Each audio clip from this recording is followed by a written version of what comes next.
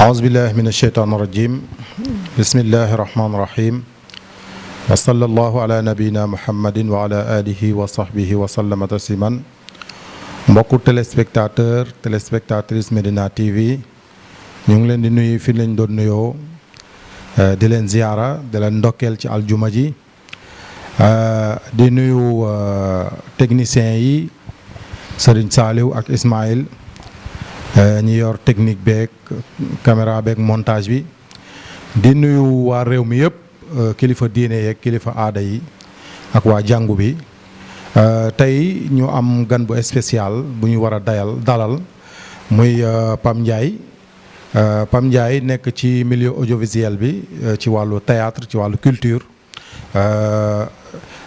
nekk comme ni ma koy waxee réalisateur di def mise en scène dugg nag ci wàllu théâtre nekk acteur depuis 2005 ci ASC Deggo ci jotaayu askan wi jaar ci ay loxo ku ci mel ni Léopold ñu koy wax Mamadou Diagne ak Libaas Laay ndem si yàlla na yàlla yaatal bàmmeelam woyofal suuf si kawam ak Njànku Sembène ak Seydou Camara ñooñu ñëpp bokk na ak ñoom géew gi macha allah ñoom Saliou Ndiaye tabaarakallahu bokk nag ci benn film tam boo xam ne producteur bi mu ngi nekkoon Allé Gomis nga xam ne Sénégal sax si la jëlee benn ndam benn raaya bu ñuy wax étalon d'or muy première fois bu ko Sénégal jël macha allah muy doomi Médina dëkk sanc ba macha allah ñëpp xam ko du ku ñuy présenté gannaaw loolu yëpp nag dañuy bàyyi rek mu nuyoo. waaye bu nuyoo téléspectateurs yi ak téléspectatrices yi mu joxewaale njàngatam ci turu émission bi ñi nga xam ne tuddee nañ ko ulil albaab borom xel yi ñu bàyyi la nga nuyoo macha allah.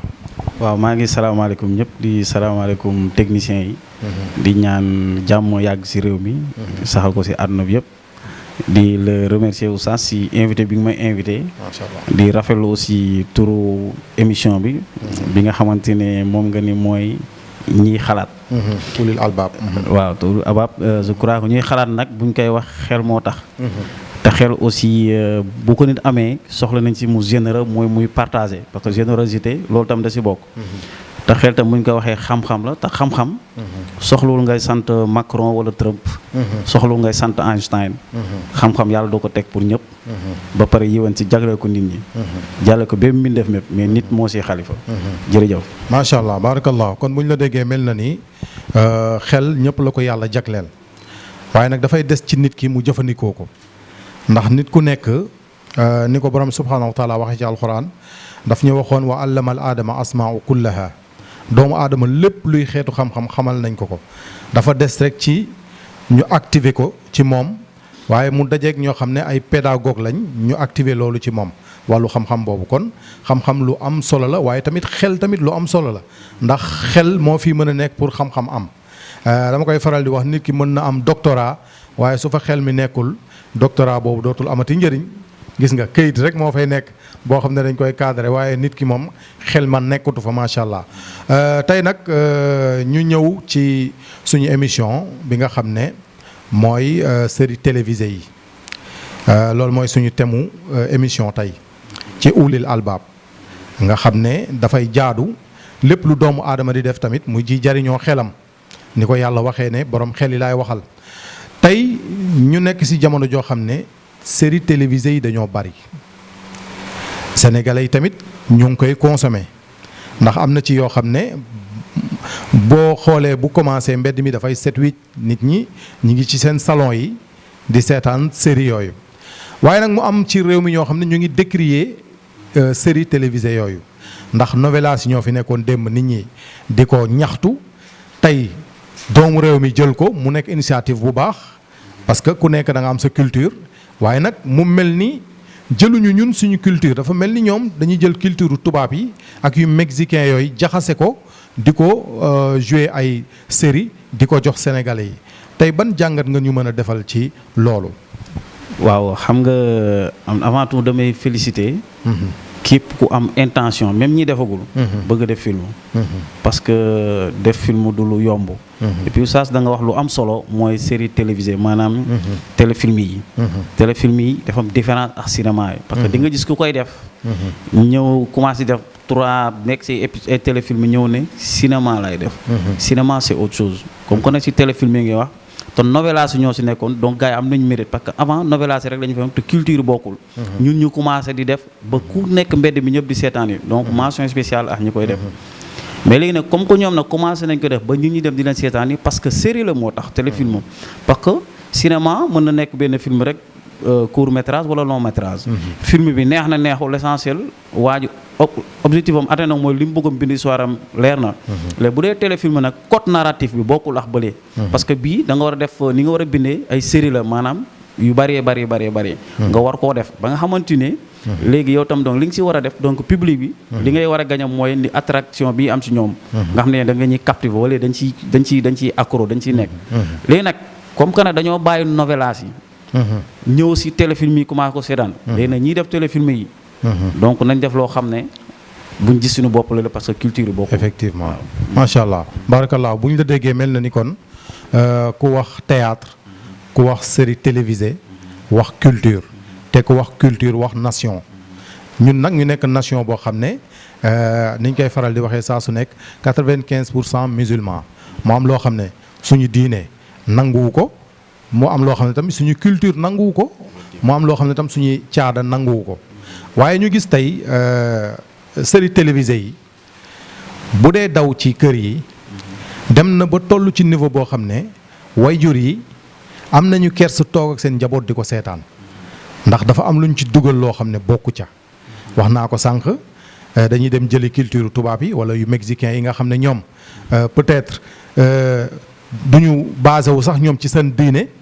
donte ne ñoom am na si ñoo xam ne waa ahlul kitab lañ ñu ngi ci diine yont yàlla Moussa ba léegi wala yont yàlla Isa waaye ñoom basé wuñ sax si diine ñoom toujours rek dañuy xool aspect commercial bi waaw pour mën a wéyal seen film yooyu wala série yooyu ñuy def waaye ñun tey si suñu réew est-ce que tey jaadu na réew moo xam ne ñu ngi fiy tudd maam Serigne Touba di fi tudd maam Seydi Hadj Malick Sy di fi tudd Seydina Limamou di fi tudd Baye Niass ñu ñuy tegal ay série télévisée yoo xam ne tey waajur yi am nañ kersa toog ak seen njaboot yi di ko seetaan lan nga ñu mën a defal jàngat ci loolu.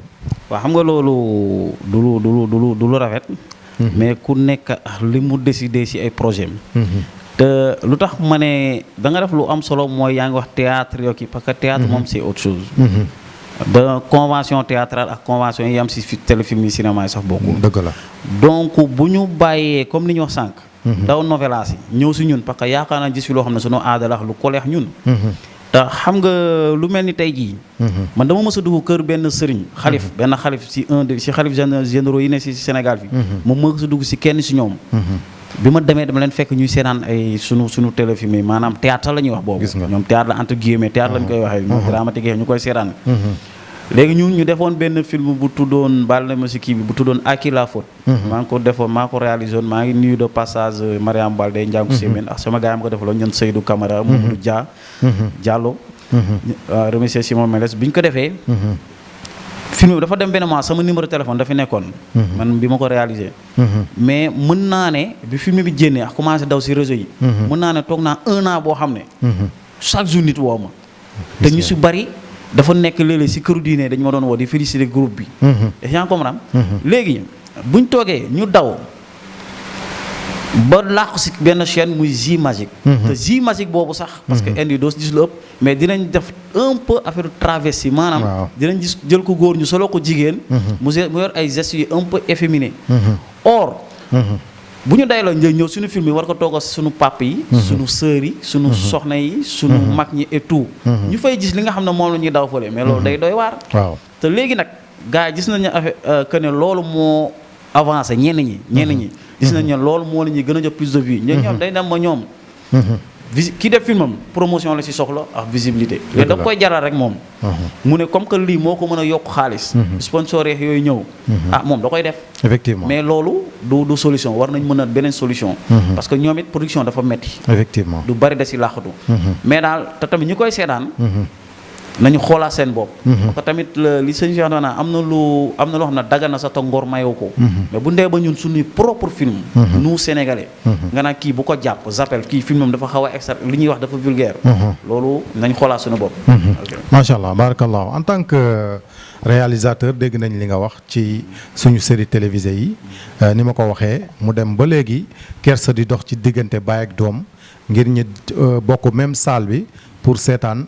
théâtre boobu nga xam ne ña ko joué ay doomu réew mi lañ mu waroon refléter ci suñu religion ci suñu diine ak ci suñu aada waaye tey mel na ni tey téléfilm yooyu en tant que réalisateur boo ko xoolee ci wàllu colin gi doo ci gis suñu culture ci wàllu langage bi doo ci retrouver wu en tant que musulman tey ndax ñoom ñoo ñu koy def ndax ñoom mën nañ leen considérer ne ñu ngi bàyyi xel seen religion wala xaalis bi liñ ci am ak visibilité biñ ci am rek lañ ci soxla wala ñoom aspect xaalis bi rek lañ ciy xool wala aspect visibilité bi macha allah.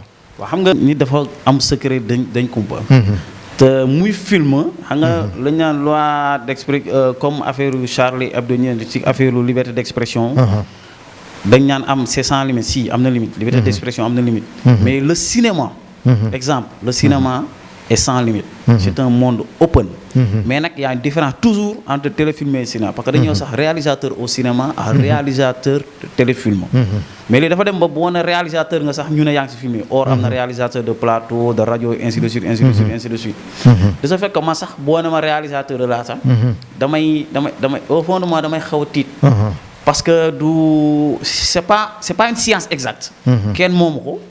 tubaab moo ñu expliqué parce que cinéma. boo ko déggee yëfu nasaraan la. ñun dañ ko fekk si. léegi nag téléfilm yi nii c'est l'antichambre du cinéma. c'est l'antichambre du cinéma.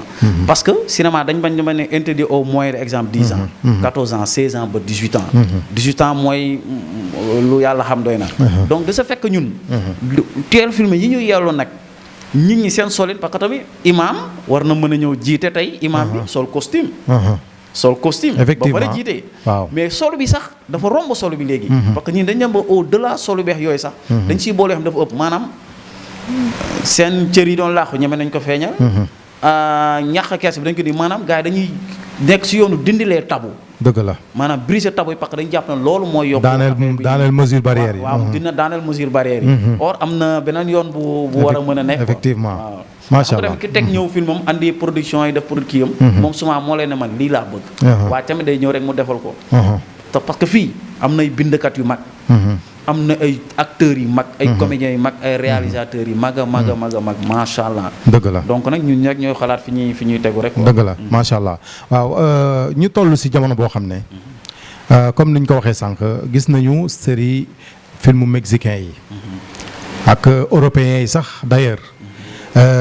ñi nga xam ne ñoom ñooy lobby yi ñu ñeme koo tudd muy góor jigéen yi xeex nañu xeex ba série télévisée yu bëri il faut que ñu dugal leen ci par force mu nekk loo xam ne dañ am na si ñuy wax naan yóbbu nañ ko sax ba seen assemblée yi voté ko fa téléfilm maanaam producteur buy tourner film faw góor jigéen bokk ci ñu jox ko ci rôle boo xam ne dafay jéem a gagner sensibilité population bi est-ce que jàppoo ne tey loolu am foofu noonu mën na yegg si suñu réew wala déet.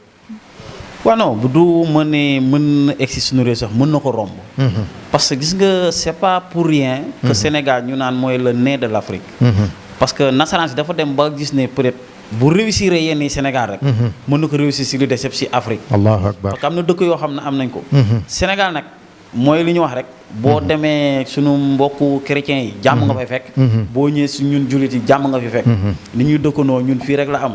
exemple si kër Serigne Mohamed Gaynde Fatma fii. église moom sës ki am te église évangélique. effectivement dañuy dóor ay concert et tout. effectivement gis nga acceptation boobu. loolu la donc ñun suñu laïcité sax dafa spécial. léegi nasaraan dafa am loo xam ne. moo tax boobu maa doon wax libération-nous de l'esclavage de l'esprit. parce que au-delà des chaînes y a aussi l'esprit boo xam ne tubaab bi da koy travailler. dëgg la ba léegi mi ngi si noot. dëgg la de ce fait que. léegi ñiy def seen film et tout. ki lay jox da lay imposer. et le système est toujours là. nee naa la am na film yoo xam ne gisoo ñu tudd si borom ñaari tur yi. gisoo ñu tudd si affaire maçonnique les forces occultes et tout. mais les signes ñi ngi si film yi. ñu ngi si les codes ñi ngi si film yi. les codes ñi ngi si lumière yi. les codes ñi ngi si décor yi. loolu nañ ci bàyyi xel. effectivement bu doon cinéma am problème mais suñu téléfilm yi sax ñi ngi si ñëw. léegi nag gars yi ñoo war a xoolaat seen bopp rek. parce que nag ñi ngi gagné. ñi ngi gagné pas mais nag am na ñoo xam ne alal jaral na la lu nekk. effectivement am na ñoo xam ne ñu siiw jaral lu la nekk. dëgg la mais ku gore rek yow sa bopp am na ñoo xam ne war naa mën a ñaax. dëgg la macha allah barakallah kon bu ñu la déggee mel na ni danger bi mu ngi ñuy gétee ndax gis nañ ne li xew bitim réew jéggi na dayoo ci wàllu perversité ci wàllu mbon ci wàllu homosexualité mu mel ni bëgg nañ ñu ko imposer par force te mën nañ ko jaaree ci musique bi mën nañ ko jaaree ci téléfilm yi ci série yi mën nañ ko jaaree fu nekk ndax ni may faral di wax ne réew boo leen poussé ci pauvreté après loo leen proposé dañ koy nangu te loolu musiba la waaw loolu musiba la waaye nag mu am ci ñoo xam ne ñooy victimes yi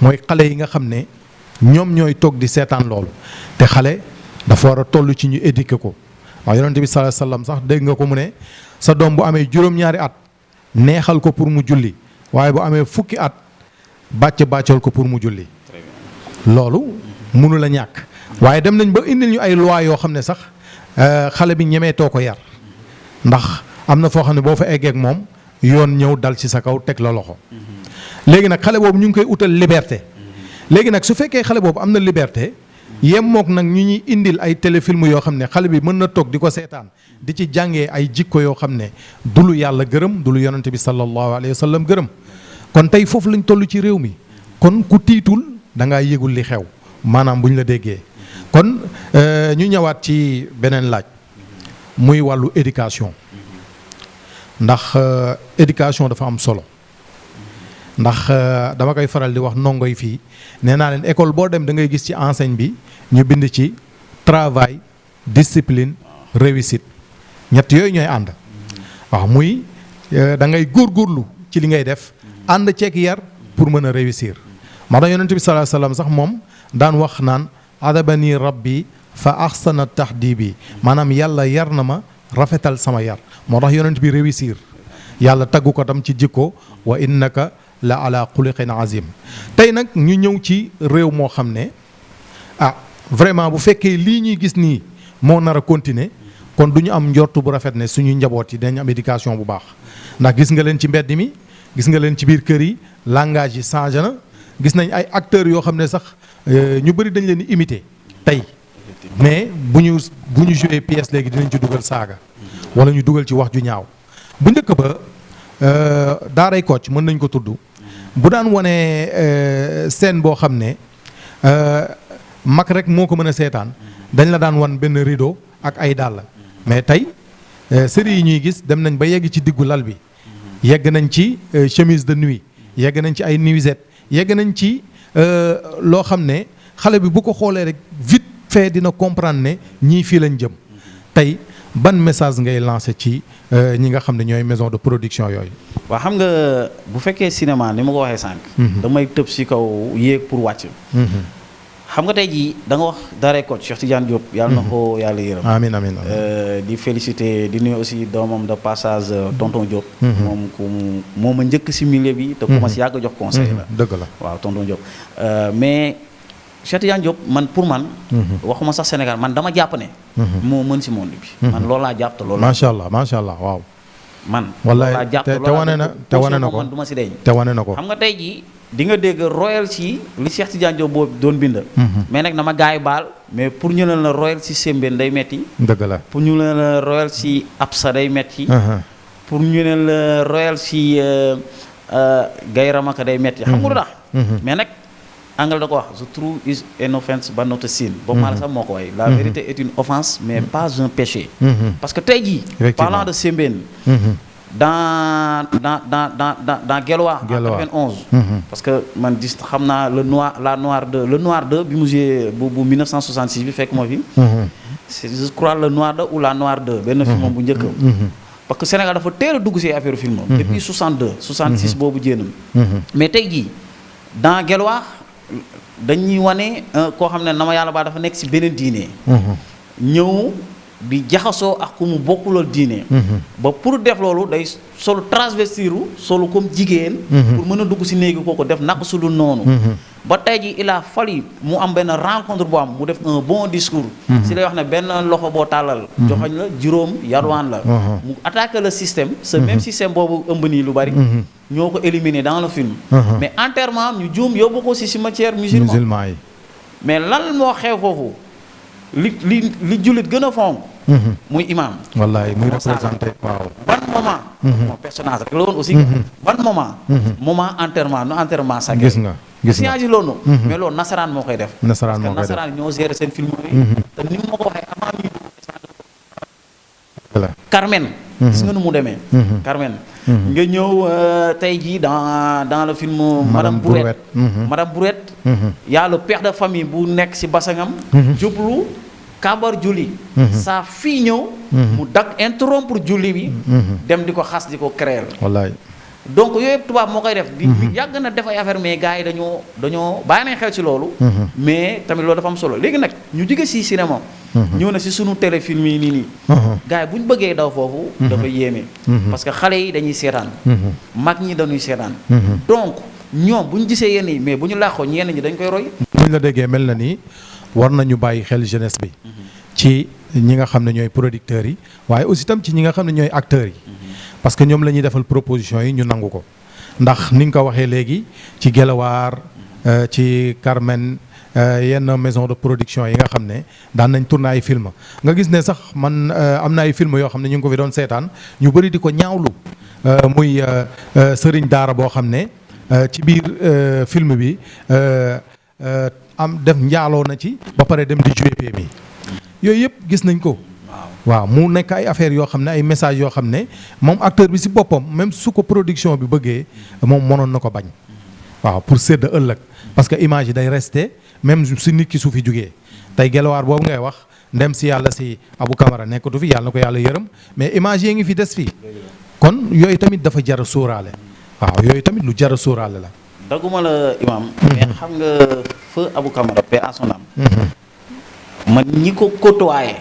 buñ la waxee fi dimension si jullite tool. wallaay dëgg la. donc personnage la woon rek. bu mu def parce que yàlla personne. yàlla personnage. te personnage nag boo nga koy def da ngay abale sa voix. abale sa physique. loolu dafa am solo léegi de ce fait que aussi léegi comme li nga wax nii récemment. am na ñoo xam ne loolu lañ jox nii dinañ ko nangu. am ñoo xam ne dañ koy def pour siiw am ñoo xam ne dañ koy def rek. pour xaalis pour xaalis. kon tey ñu bàyyi la nga joxe ay ndénkaane. si ñi nga xam ne ñoom ñooy producteurs yi ak acteurs yi waaye ak ñi nga xam ne ñoom ñoo koy seetaan parce que tey mbir mi yegg na foo xam ne doy na waar lool comme ni ma ko waxee woon ci njëlbeen bi que ne waajur ak doom léegi rus nañu toogandoo ci salon di seetaan suñu téléfilm yi yan dénkaane ngay joxe ci loolu. waaw boobu pour gën a rappeler rek. que ne film. boo gisee xam nga ne loi liberté d'expression. C'est sans limite si am na limite. mais par contre le cinéma. c'est sans limite amul limite moo waral interdit au moins de 10 ans jëm ba 18 ans. suñu ne l'islam no mënul coller cinéma. c'est parce que entre l'islam ak film yi dafa am lien bu complexe. ba pare protéiforme. parce que tey jii l'islam dafa am lu muy bañ parce que tey jii bu ñu amoon liberté boobu mooy waral caricature bi ñuy def ci Mohamed sallallahu alayhi wa sallam. Seydina Mohamed sallallahu alayhi wa sallam yonent bi dañuy def yu gën a garaaw. ci seeni cinéma. donc l'islam lu mu mën a def film de propagande rek luy dooleel l'islam lu koy yokk luy joxe comme yi nga wax sànq ci sunu sëriñ yi fi nekk. di wax ne aussi producteurs yi. ak maison de production yi man du ma def rek wax dëgg yàlla lu dul féliciter leen. parce que tey jii man nee naa 1000 films jénn war na ma nekk ñëpp daw si télé yi daw si les canaux et tout ku nekk gis xajal si boppam affaire bi jëm kanam mais xam nga tey 1000 films jénn moo gën sax 100 sénégalais yi jël gaal gi di dem tey ji boo man 100 000 films tamit dara war na mën a nekk léegi producteur bi moom tamit xaalis la si xaar kii maison de production bi ñoom tamit xaalis parce que au delà des films xam nga film tey jii nga gis téléfilm yi gis ko nii rek de xam nga lu tax c'est des gars à féliciter c'est parce que c'est comme un papillon gis nga papillon da nga koy xool ni mu nekk lu faible lëpp à lëpp mais gi nga processus bi muy jaar ba juddu buñ ko wanee dafa kéemaane ay affaire yu métti lay jànkantool dëgg la da xoola papillon lu faible la film yi noonu la demee da nga koy gis ni mu pare rek mais ce qui tourne au delà de kii filmer ak réalisateur bi dafa yéeme am yaa d'autres métiers yoo xam ne dafa wër téléfilm électricien ainsi de suite ainsi de suite léegi nag kii produire nañu tegal lu baax qualité yi mi ngi fi image yi yëpp tamit baax na